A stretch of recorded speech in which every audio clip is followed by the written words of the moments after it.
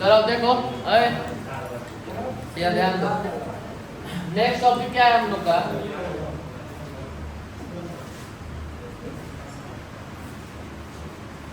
Next topic है आप लोग का, नेक्स्ट टॉपिक क्या है हम लोग का? DNA packaging. ठीक है, डीएनए पैकेजिंग। ठीक, तो अभी तक जो भी हम लोग पढ़े थे लोग क्या कि डीएनए क्या होता है, डीएनए का स्ट्रक्चर क्या होता है। तो डीएनए क्या है? हमारा एक जेनेटिक मटेरियल है जो कि इंफॉर्मेशन हमारे पेरेंट्स से हमारे अंदर लेकर आता है। ठीक, डीएनए जो होता है वो पॉलीन्यूक्लियोटाइड चेन है, न्यूक्लियोटाइड का बना हुआ चेन है जिसमें शुगर, फॉस्फेट और नाइट्रोजनस बेस और हाइड्रोजन बॉन्ड, इन सब से मिलकर डीएनए का डबल हेलिकल स्ट्रक्चर बनता है। अब हम लोग को पढ़ना है कि ये जो डीएनए है बहुत, इसका अगर लेंथ का बात करें, अगर लेंथ ऑफ डीएनए का बात करेंगे तो distance between two nitrogenous base into total nitrogenous base, मतलब कि ये जो डीएनए है ये क्या है? नाइट्रोजनस बेस है, यही है ना। अब ये जो नाइट्रोजनस बेस है इन दोनों के बीच का कितना लेंथ होता है और उससे इनटू कर देंगे कि टोटल कितना नाइट्रोजनस बेस एक सेल के डीएनए में मिलता है, तो लेंथ निकल जाएगा। एक का निकालेंगे और कितना है उससे इनटू कर देंगे तो निकल जाएगा।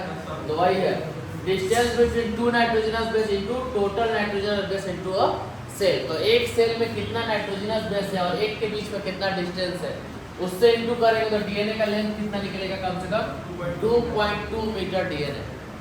तो डीएनए कितना लंबा है? 2.2 मीटर लंबा है। 1 मीटर कितना होता है? लगभग ये इतना। ठीक, 1 मीटर कम से कम इतना होता है, तो डीएनए कितना है? 2.2 मीटर है। ठीक, तो मतलब यहाँ से लेके यहाँ तक इतना बड़ा डीएनए है। और हमारा सेल कितना छोटा होता है? इतना छोटा होता है कि दिखाई भी नहीं देता है। उसमें भी सेल के और डीएनए कहाँ होता है? सेल के अंदर, न्यूक्लियस के अंदर रहता है, वो तो और छोटा है। तो इतना बड़ा डीएनए है और न्यूक्लियस का साइज कितना रहता है? 10⁻⁹ मीटर। न्यूक्लियस का क्या है? ये डायमीटर है। न्यूक्लियस का क्या है? Diameter 10⁻⁻6 metre. तो न्यूक्लियस का डायमीटर है 10⁻⁻6 मीटर। तो इतना छोटा न्यूक्लियस है। डीएनए कितना है? 2.2 मीटर।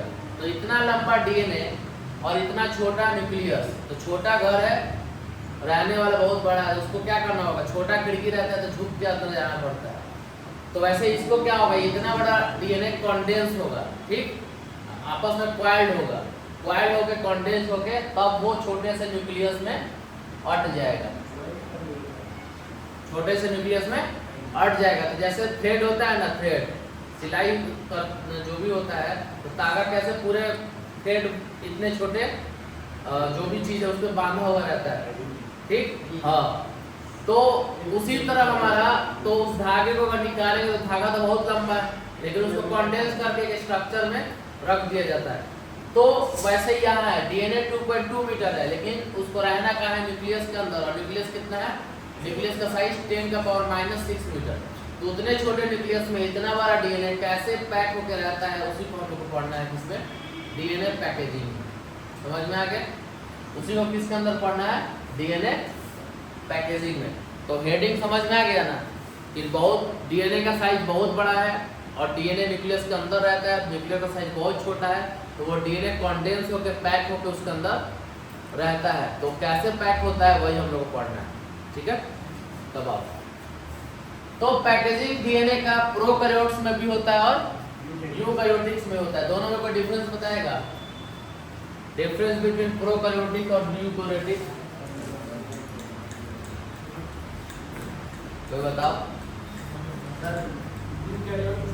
हाँ, वेरी गुड। और प्रोकैरियोट न्यूक्लियस नहीं होता है। गुड।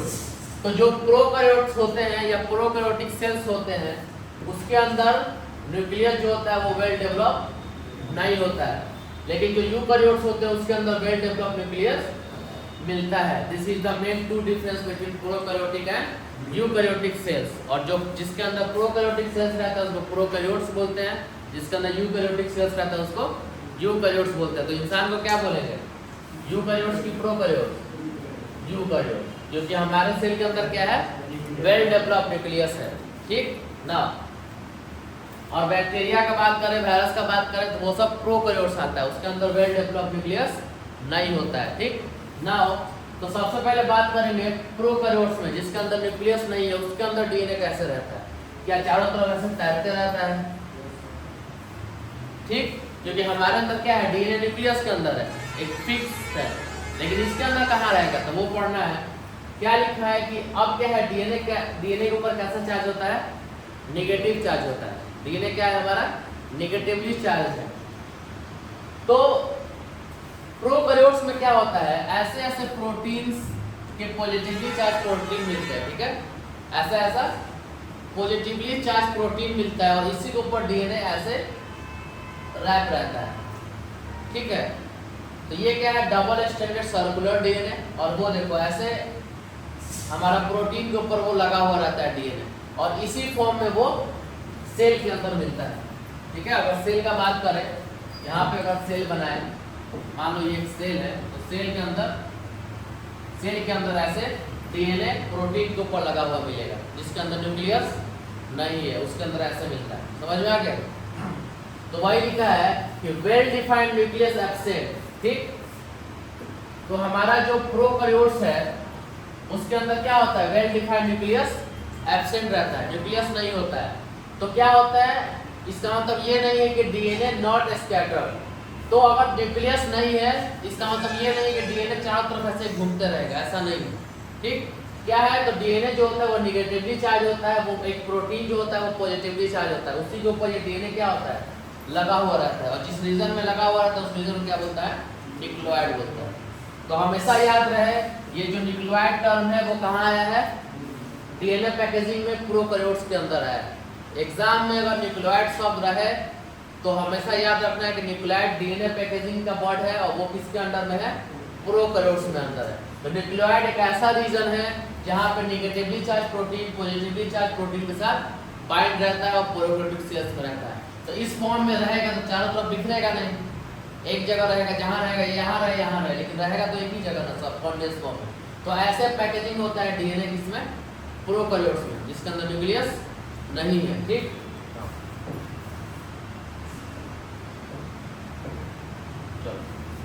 नेक्स्ट है सबसे इंपॉर्टेंट क्या? Packaging of DNA in eukaryotes. तो यूकैरियोट्स का क्या है कि हमारा जो सेल है, हमारे अंदर न्यूक्लियस है और इसके अंदर हमारा डीएनए है। तो इसके इस छोटे से के अंदर ये डीएनए कैसे कंडेंस होकर रहता है वो हम लोग को पढ़ना है, ठीक। तो यहाँ देखो, एक साइंटिस्ट का नाम आएगा रॉजर कॉर्नबर्ग in 1974, ठीक। Reported that chromosome made up of DNA and protein. तो रॉजर कॉर्नबर्ग क्या बोले कि देखो ई है रॉजर कॉर्नबर्ग, जब आएंगे सोच लिए हैं। तो रॉजर कॉर्नबर्ग एक ऐसे साइंटिस्ट थे जिन्होंने क्या बोला कि ये जो क्रोमोसोम है, क्रोमोसोम कहाँ मिलता है? डीएनए जब कॉन्डेंस होता है ना तो उसको क्रोमोसोम बोलता है, ठीक है। तो डीएनए जब कॉन्डेंस होता है तो क्रोमोसोम बोलता है। तो रॉजर कॉर्नबर्ग क्या बोले कि जो अंदर में न्यूक्लियस के अंदर डीएनए पूरे कॉन्डेंस फॉर्म होके है, उसके अंदर क्या क्या मिल रहा है? डीएनए और प्रोटीन मिल रहा है, ठीक है। तो अभी हम क्या देखे थे? प्रोकैरियोट्स में भी क्या लिखे थे? डीएनए किससे मिलके बन रहा था? प्रोटीन के ऊपर लग रहा था। सेम यहाँ भी होता है। तो आगे क्या है? ये तो समझ गए लेंथ ऑफ डीएनए इतना होता है। अब आगे देखो, अब क्या है हमारा? सबसे पहले पिक्चर्स को देखो। अब देखो यहाँ पे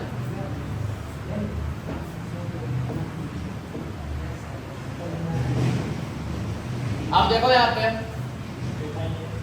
जो हमारा न्यूक्लियस का डायमीटर होता है वो कितना है? 10⁻⁻6 मीटर, और लेंथ कितना है डीएनए का? 2.2 मीटर। तो इतना बड़ा डीएनए इतने छोटे न्यूक्लियस में हटाना है, ठीक है। तो चलिए हटाते हैं। ये क्या है? ये हमारा क्या है? हिस्टोन ऑक्टामोर है। क्या है? हिस्टोन ऑक्टामोर, मतलब 8 मॉलिक्यूल हिस्टोन प्रोटीन का। कितना? 8 मॉलिक्यूल्स हिस्टोन प्रोटीन का, ठीक। 1 2 3 4, और 4 क्या रहेगा इसके पीछे रहेगा, तो 8 मॉलिक्यूल हो गया। ठीक, तो 8 मॉलिक्यूल हिस्टोन प्रोटीन का, उसी के ऊपर ये जो डीएनए का हेलिक्स होता है, डबल हेलिकल डीएनए, ये क्या होता है, उसके ऊपर रैप रहता है, इसके ऊपर रैप फॉर्म रहा है। ये मान लो 8 मॉलिक्यूल है, 1 2 3 4 5 6 7 8 मॉलिक्यूल है, तो इसके ऊपर डीएनए क्या रहेगा, डीएनए का हेलिक्स रैप रहता है, घुमा हुआ रहता है। समझ में आ गया? तो ये जो 8 मॉलिक्यूल है, उस 8 मॉलिक्यूल का नाम होता है, ठीक, उसका नाम यहाँ पर है, देखो उस 8 मॉलिक्यूल का नाम क्या है, 2H2O 2H2B 2H3 and 2H4। ये क्या है हमारा हिस्टोन प्रोटीन है, क्या है, हिस्टोन प्रोटीन। ठीक, तो यहाँ क्या लिखा है, तो देखो ये जो निगेटिवली चार्ज डीएनए हेलिक्स है, इसको अगर थोड़ा सा, इसके अंदर क्या है, डीएनए ऐसे फॉर्म में है, ऐसे फॉर्म में डीएनए है, ऐसे फॉर्म में डीएनए है, ठीक, हेलिकल स्ट्रक्चर, यही घुमा हुआ है हिस्टोन ऑक्टामर के ऊपर। ठीक है, तो हिस्टोन जो ऑक्टामर है वो क्या है, एक तरह का प्रोटीन है, क्या है, प्रोटीन है, और ये प्रोटीन जो होता है वो क्या है, पॉजिटिवली चार्ज है, क्या है, पॉजिटिवली चार्ज है, और जो हमारा डीएनए है वो क्या है, नेगेटिवली चार्ज है। तो नेगेटिवली चार्ज डीएनए यूकैरियोट्स में हिस्टोन प्रोटीन के चारों तरफ रैप रहता है, ठीक है, घुमा हुआ रहता है इसके ऊपर। ठीक, तो अब यहाँ क्या है कि ये समझ के हिस्टोन ऑक्टामर। अब ये जो डीएनए है इसके ऊपर जो रैप है, तो ऐसा नहीं है कि हिस्टोन 8 हिस्टोन ऑक्टामर के ऊपर जितना मन उतना रैप है, ऐसा नहीं है। ये रैपिंग तब तक होगा जब तक 200 बेस पेयर डीएनए का रैप हो जाए। ठीक, ये मान लो डीएनए का स्ट्रक्चर है, यहाँ पे 10 5, यहाँ पे 5, यहाँ पे 5 नाइट्रोजनस बेस का पेयर, ऐसा ही होता है ना। तो ऐसा नाइट्रोजनस बेस का पेयर 200 अगर हो जाए, कितना, 200, कितना, 200 हो जाए, जैसे 1 2 3 4 5 6 7, ऐसा 200 हो जाए तो एक डीएनए का लेंथ निकल जाएगा। तो 200 बेस पेयर डीएनए एक हिस्टोन ऑक्टामर के ऊपर क्या रहता है, रैप रहता है। कितना हिस्टोन प्रोटीन रहता है? 8 मॉलिक्यूल का एक हिस्टोन ऑक्टामर बनता है। ऑक्टामर का मतलब क्या होता है, 8, तो 8 मॉलिक्यूल का 8 हिस्टोन प्रोटीन का एक हिस्टोन ऑक्टामर बनता है। कितना हो जाता है? प्रोकैरियोट्स में नहीं, यूकैरियोट्स में। तो वही नीचे आओ बता है, ठीक, मतलब इसकी बता रहे हैं, सो इसके सुनना है, सब ऐसा क्या है, बात नहीं। तो यहाँ देखो, तो ये जो हिस्टोन ऑक्टामर है, 8 मॉलिक्यूल का जो हिस्टोन ऑक्टामर है, उसके ऊपर डीएनए कितना रैप होता है, जब तक 200 पेयर कंप्लीट होगा डीएनए रैप करना छोड़ देगा एक के ऊपर। ठीक, तो ये एक के ऊपर कितना रैप रहता है, 200 बेस पेयर। ये जो डीएनए रैपिंग है कितना रैप होगा, 200 बेस पेयर। तो यहाँ से अगर काउंट करो, यहाँ से अगर काउंट करो तो नाइट्रोजनस बेस काउंट होते जाएगा, डीएनए बढ़ते जाएगा। जब 200 पेयर एंड होगा तो डीएनए इसके ऊपर रैप करना छोड़ देगा, और जैसे ही 200 एंड हुआ, H1 हिस्टोन एक प्रोटीन होता है, वो क्या करेगा, उसको वहां पे प्लग कर देगा, मतलब रैप करने के बाद वो फिर खुले नहीं। समझ में आया, वो फिर खुले नहीं। तो अब क्या है, तो वही लिखा है, H1 हिस्टोन क्या करता है, जैसे ही 200 बेस पेयर यहाँ पे घूम जाता है, H1 हिस्टोन उसको रोक देता है कि अब तुम इसमें रैप नहीं करोगे, और वो क्या होता है, आगे बढ़ जाता है। अब क्या है नेक्स्ट, यहाँ पे टर्म क्या आएगा, न्यूक्लियोसोम। क्या आएगा, न्यूक्लियोसोम। तो न्यूक्लियोसोम किसको बोला, तो डीएनए हिस्टोन ऑक्टामर के ऊपर 200 बेस पेयर डीएनए हेलिक्स का घूमना, 200 बेस पेयर डीएनए हेलिक्स का घूमना एक ऑक्टामर के ऊपर, इस पूरे स्ट्रक्चर को क्या बोलता है, न्यूक्लियोसोम। इस पूरे स्ट्रक्चर को क्या बोलता है, न्यूक्लियोसोम। ठीक, तो अब आगे आओ,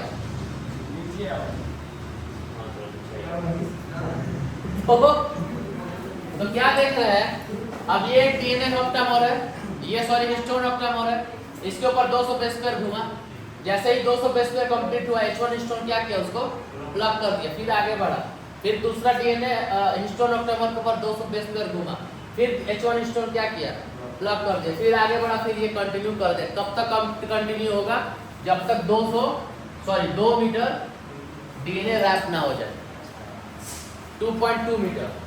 ठीक, ये कब तक रैप होगा? जब तक 2.2 मीटर में कितना बेस पेयर है? टोटल बेस पेयर कितना है हमारा? कितना है? Nitrogenous base in a cell 6.6 into 10 का पावर 9 नाइट्रोजनस बेस है। ठीक है, कितना है नाइट्रोजनस बेस हमारा? 6.6 into 10 का पावर 9 नाइट्रोजनस बेस है एक सेल के न्यूक्लियस के अंदर के डीएनए में। और हमारा एक ऑक्टामोल पे कितना बेस पेयर हो रहा है? 200। तो ऐसा अब कितना ऑक्टामोल होगा जिसके ऊपर 6.6 into 10 का पावर 9 बेस पेयर वो डिवाइड करोगे तो निकल जाएगा। ठीक, तो अब देखो दो ऑक्टामर के बीच में, ठीक है, 2 हिस्टोन ऑक्टामर के बीच में ये जो डीएनए है उसको क्या बोलता है? Linker DNA. क्या बोलता है? Linker DNA. क्यों है लिंकर डीएनए नाम? क्योंकि 2 ऑक्टामोल तो क्या कर रहा है? अटैच करके रख रहा है। ठीक, इसलिए इसको लिंकर डीएनए कहता है। अब क्या यहाँ पे 2 टर्म आता है, हेट्रोक्रोमेटिन और एक यूक्रोमेटिन। तो ये जो लिंकर डीएनए है इसको क्या बोलता है? यूक्रोमेटिन। और ये जो यहाँ पे कॉन्डेंस फॉर्म होकर घुमा हुआ है 200 बेस पेयर, इसको क्या बोला? हेट्रोक्रोमेटिन। ये जनरली इनएक्टिव रहता है, ये जनरली एक्टिव रहता है। तो डीएनए में हम बताए थे ना, सेंट्रल डोग्मा बताए थे ना कल तुम लोग को। सेंट्रल डोग्मा में क्या था कि जो सेल के अंदर न्यूक्लियस के अंदर जो डीएनए रहता है उससे मैसेज पढ़ता है एमआरएनए, बताया था ना, उससे मैसेज पढ़ता है एमआरएनए, और एमआरएनए फिर बाहर आता है, प्रोटीन मैसेज पढ़ता है, ट्रांसलेशन होता है और अपना काम करता है। तो मैसेंजर आरएनए डीएनए के ऊपर मैसेज कहाँ पढ़ता है? इस वाले रीजन में पढ़ता है, इस वाले रीजन में नहीं पढ़ता है, क्योंकि इस वाले रीजन में डीएनए पूरा कॉन्डेंस फॉर्म में रहता है। तो मैसेज पढ़ना क्या है? आसान है, आसान नहीं है। जो ज़्यादा कॉम्प्लिकेशन रहेगा वहाँ जाओगे कि ज़्यादा आसानी है वहाँ जाओगे, आसानी है वहाँ जाओगे। तो अगर मैसेंजर आरएनए आएगा, मान लो मैसेंजर आरएनए आया, मैसेंजर आरएनए आया तो कहाँ पे जाएगा? इसको भड़काएगा, इसको भड़का सकता है, कहाँ से मैसेज कलेक्ट कर सकता है? ठीक, जैसे मान लो ग्रुप में कुछ लोग होते हैं, ठीक है, भड़काने वाले चुगलखोर होते हैं ना, हर ग्रुप में कोई ना कोई मिल जाएगा। तो वो वैसे लोग के पास नहीं जाते हैं जो कि मान लो कोई दिन भर अपने आप को बिजी रखा है, हैक्टिक शेड्यूल्ड है, तो उसके पास जाएगा तो नहीं कुछ होगा उसका। वो कहाँ जाएगा? जो फ्रीली है, थोड़ा फ्रीली घूम रहा है, उसके पास जाएगा, बातचीत करेगा। अब वहाँ से क्या करेगा? तो जो फ्रीली घूम रहा है ना वो इन्फॉर्मेशन दे देता है, हाँ यहाँ ऐसा हुआ था, वैसा हुआ था, तो वो इन्फॉर्मेशन वहाँ चला गया, वो इन्फॉर्मेशन कहीं और जाएगा, उसके बाद कुछ और हो जाएगा। और जो हाईली कॉन्डेंस है, अपने आप को दिन भर उसके पास टाइम नहीं है, अपने आप को कॉन्डेंस फॉर्म में रखा है, उसके पास अगर कोई जाएगा तो वो सारा इन्फॉर्मेशन नहीं देगा, कहेगा भाई टाइम नहीं है, बाद में बात करते हैं। समझ में आया? तो जो मैसेंजर उसके पास आया है वो तो उससे मैसेज ले नहीं पाया, तो वो काहे उसके पास जाएगा? सेम चीज यहाँ होता है। ये जो मैसेंजर आरएनए है, यहाँ देखो, ये जो मैसेंजर आरएनए है ये किसके पास जाएगा? इसके पास जाएगा कि इसके पास जाएगा? यूक्रोमेटिन में जाएगा, क्योंकि हेट्रोक्रोमेटिन क्या है? कॉन्डेंस फॉर्म में, यहाँ से इंफॉर्मेशन लेना थोड़ा मुश्किल है, इसलिए वो कहाँ से लेता है? यूक्रोमेटिन के पास जाएगा और यहाँ से इंफॉर्मेशन जो भी यहाँ लगा हुआ रहेगा आराम से इसके ऊपर कलेक्ट कर लेगा अपने ऊपर, और फिर आएगा सेल के अंदर साइटोप्लाज्म में और इंफॉर्मेशन प्रोटीन को दे देगा और फर्दर काम हो जाएगा। ठीक, अब क्या है? ये क्या है? Beds on string. स्ट्रिंग होता है ना, स्ट्रिंग, कोई धागा ले लो, उसके ऊपर जो बीट्स लगे हुए रहते हैं, वैसा स्ट्रक्चर ये दिखाई देता है, इसलिए इसको बोलता है बीट्स ऑन स्ट्रिंग। तो अगर कहीं भी एग्जाम में बीट्स ऑन स्ट्रिंग लिखा हुआ है, इसमें स्वॉट को डीएनए पैकेजिंग का बात कर रहा है और यूकैरियोट्स के डीएनए का बात कर रहा है। ठीक, अब आगे बढ़ो। इस फॉर्म में जो डीएनए पैक हुआ था अब वो फर्दर पैक होता है, ठीक, और फर्दर पैक होके ऐसा स्ट्रक्चर बनाता है। ठीक है, इस फॉर्म में जो पैक हुआ था डीएनए वो कैसा होता है? इस फॉर्म में होता है। फिर एक इंटरफेज आता है, ये क्या है? Interphase, metaphase, prophase. ये क्या है? सेल डिवीजन का फेज है। क्या है? सेल डिवीजन का फेज। It means what? कि जब एक सेल से दूसरा सेल बन रहा है, ठीक, एक सेल से दूसरा सेल जब बनता है तो क्या है? इसका टोटल कॉपी यहाँ होता है। और बारिश यहाँ ध्यान दो, जब एक सेल है, एक सेल से दूसरा सेल जब बन रहा है तो उसका डीएनए भी कॉपी होकर इसमें जाएगा। तो जब सेल डिवाइड करता है ना तो उसका फेज है, जैसे क्या है हमारा बच्चा जो मदर के वॉर्म में बन रहा है उसका भी क्या है, फेज है। फर्स्ट ट्राइमेस्टर, सेकंड ट्राइमेस्टर और थर्ड ट्राइमेस्टर। तो एक ट्राइमेस्टर में 3 मंथ होता है। बच्चा जब मदर के वॉर्म में रहता है तो 3 महीना रह गया तो उसको फर्स्ट ट्राइमेस्टर बोलता है, ठीक। और 3 महीने और रह गया तो 6 महीने को सेकेंड ट्राइमेस्टर बोलता है। तो यहाँ क्या है कि यहाँ ध्यान दो, तो जैसे कि उसमें फेज बना हुआ है ना, वैसे ही हमारा एक सेल से दूसरा सेल बनता है तो उसका फेज है। तो मेटाफेज, प्रोफेज, एनाफेज ये सब फेज है जिस कंडीशन में सेल के अंदर का हर एक चीज डिवाइड होकर दूसरे सेल में जाता है, मतलब सेम कॉपी बनता है। सेम यहाँ पर है तो अंदर जो डीएनए है उसका भी होगा, उसका भी फेज होगा। तो जब ये क्या बना हमारा बिट्स ऑन स्ट्रिंग स्ट्रक्चर से क्या बना, क्रोमेटिन स्ट्रैंड बन गया, क्रोमेटिन का थ्रेड बन गया, ठीक। अब ये जो क्रोमेटिन थ्रेड है वो इंटरफेज में जाएगा तो कैसा होगा, ऐसा हो जाएगा। कैसा होगा, ऐसा स्ट्रक्चर होगा। फिर प्रोफेज में जाएगा तो पूरा कंडेंस फॉर्म हो कैसा बन जाएगा, ये क्या हो गया, क्रोमोसोम। तो वो तो ऐसा ही कंडेंस होकर रहता है। तो ऐसे क्रोमोसोम कंडेंस होके इतने, मान लो ये हमारा सेल है और ये हमारा क्या है, न्यूक्लियस है, तो इसके अंदर ऐसे रहता है कंडेंस होके।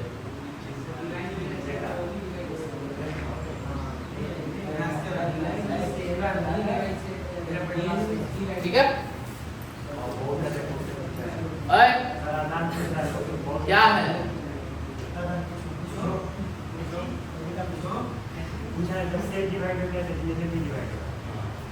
सेल डिवाइड होगा और डीएनए रेप्लिकेशन पढ़ना है इसी चैप्टर में कि डीएनए रेप्लिकेट करके कैसे 2 डीएनए बनाएगा।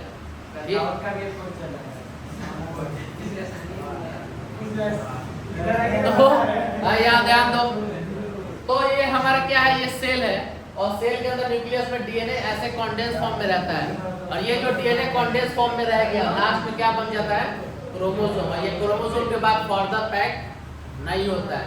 तो पैकेजिंग देखे तो कहां से स्टार्ट हुआ,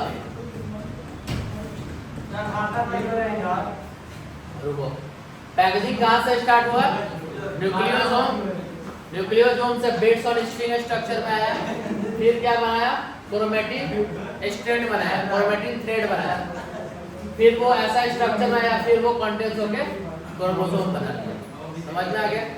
तो यही है क्या हमारा पैकेजिंग ऑफ डीएनए। अगर थ्योरी का बात किया जाए तो थ्योरी देख लो बॉयज, इधर ध्यान दो, थ्योरी देख लो। पॉजिटिवली चार्ज प्रोटीन क्या बोलते हैं, हिस्टोन, ठीक। Rich in basic amino acid, जो हिस्टोन प्रोटीन होता है वो 2 अमीनो एसिड से बनता है, लाइसिन और एर्जिनिन। तो अगर एग्जाम में लाइसिन और एर्जिनिन अगर आ रहा है तो क्या है, वो एक तरह का हिस्टोन प्रोटीन है जो कि डीएनए पैकेजिंग में वर्क करता है, ठीक। और एर्जिनिन और लाइसिन का क्या है फॉर्मूला, 2H2O और 2H2B, ठीक है। Next, histones are arranged to form a unit of 8 molecules and is called histone octamer. तो पॉजिटिवली चार्ज प्रोटीन को क्या बोला, हिस्टोन। हिस्टोन के अंदर 2 तरह का अमीनो एसिड मिलता है, लाइसिन और एर्जिनिन। उसका फॉर्मूला है 2H2 और 2H2B।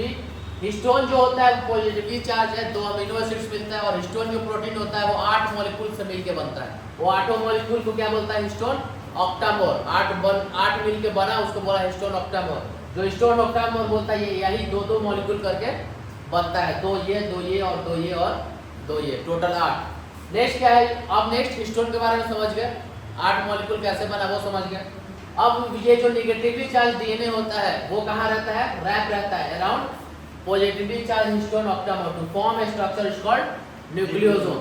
तो ये जो नेगेटिवली चार्ज डीएनए है वो किसके ऊपर रैप हो रहा है, पॉजिटिवली चार्ज हिस्टोन ऑक्टामोर के ऊपर, और उसी स्ट्रक्चर को क्या बोलता है, न्यूक्लियोसोम। इज दैट क्लियर, ठीक। नेक्स्ट क्या है, कितना थ्योरी ही बता रहे हैं उसका, कितना बेस पे रैप रहता है, 200 बेस पे रैप रहता है। It means what, 1/3 times, it means what 1.75 times क्या रहता है डीएनए, मतलब रैप रहता है, मतलब पूरा 2 कंप्लीट रैप नहीं है, कम से कम 1.5 से थोड़ा सा ज्यादा रैप कंप्लीट है, पूरा 2 कंप्लीट नहीं है, ठीक। हाँ जो है वो। और जब 1.75 टाइम्स वो रैप हो जाता है, मतलब 2 से थोड़ा कम रैप हो जाता है, तुरंत H1 क्या करता है, H1 स्टोर उसको ब्लॉक कर देता है कि अब आगे रैप नहीं होगा, अब आगे रैप करो, फिर दूसरे ऑक्टामोड पे रैप करो, क्योंकि 200 बेस पर कंप्लीट हो गया तुम्हारा। न्यूक्लियोसोम जो क्रोमेटिन में रहता है वो कैसा सीन करता है, बिट्स ऑन स्ट्रिंग, स्ट्रिंग के ऊपर या कहां चला गया, स्ट्रिंग के ऊपर ऐसा बिट्स के फॉर्म में ऐसा दिखता है, ठीक है। अगर उसको माइक्रोस्कोप से देखते हैं तो फर्दर वो कंडेंस होता है और क्या बनाता है, chromatin fibre. Chromatin fibre condense होता है और फाइनली क्या बनाता है, क्रोमोसोम। और ये किस फेज में बनता है, मेटाफेज में बनता है, ठीक। That's it. और ये आपका ये था टोटल, ठीक है। तो ऐसे करके डीएनए क्या होता है, उतना बड़ा डीएनए हमारे अंदर कंडेंस रहता है, ठीक। That's it.